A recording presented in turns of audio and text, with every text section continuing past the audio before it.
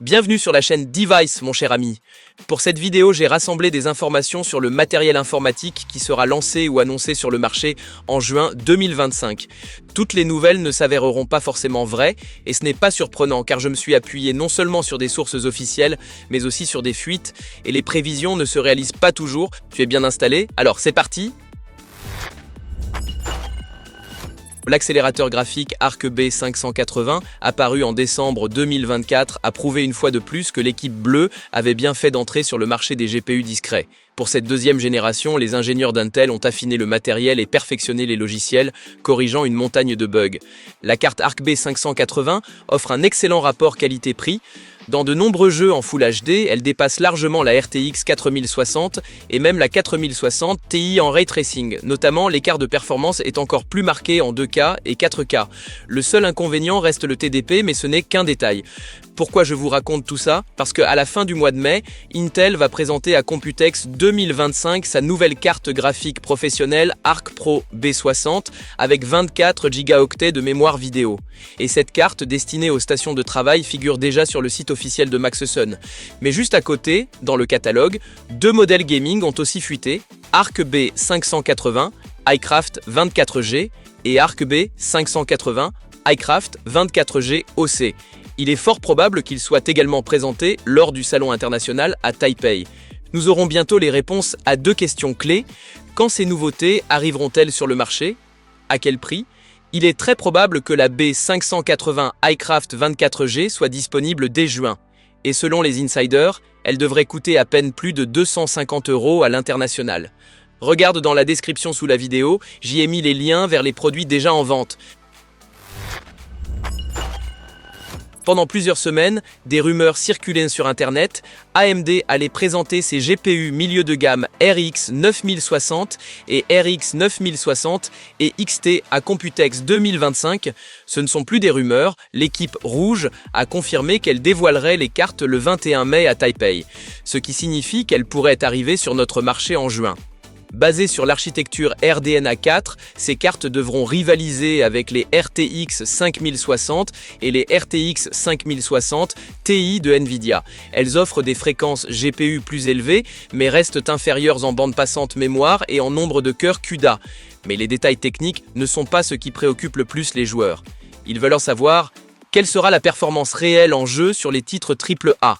Quand seront-elles disponibles et surtout, à quel prix?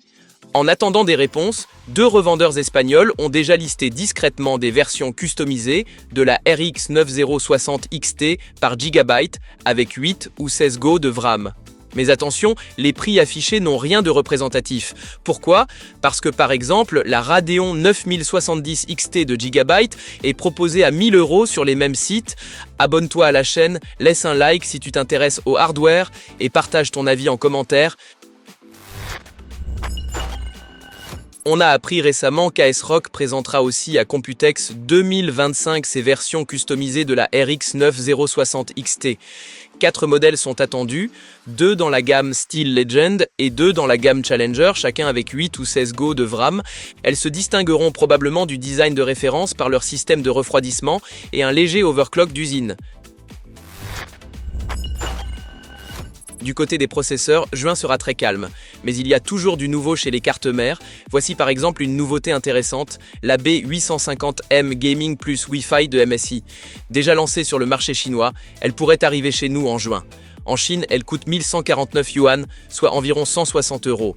MSI pense que cette carte a tout pour devenir la plus populaire pour les sockets à M5. Blanche, à 6 couches, elle propose un VRM 8+2+1, la compatibilité avec les nouvelles cartes graphiques, le support du PCIe 5.0x4 pour les SSD, ainsi que le Wi-Fi 7. Ajoutez à cela un contrôleur mémoire optimisé et un refroidissement renforcé, M2 Frozer avec Caloduc, radiateur massif sur le chipset et la zone VRM, et vous avez une carte mère très solide. MIMAI ASRock a aussi annoncé ses nouvelles cartes mères pour socket AM5. La première à sortir sera la X870E Taichi OC Formula, destinée aux overclockers extrêmes. On ne connaît ni le prix recommandé ni la date de sortie, mais on sait que d'autres cartes arriveront ensuite avec les chipsets X870, B850, B840 et A602A. Le communiqué de presse évoque notamment les modèles haut de gamme Phantom Gaming X870 Nova Wi-Fi et X870 Taichi Creator.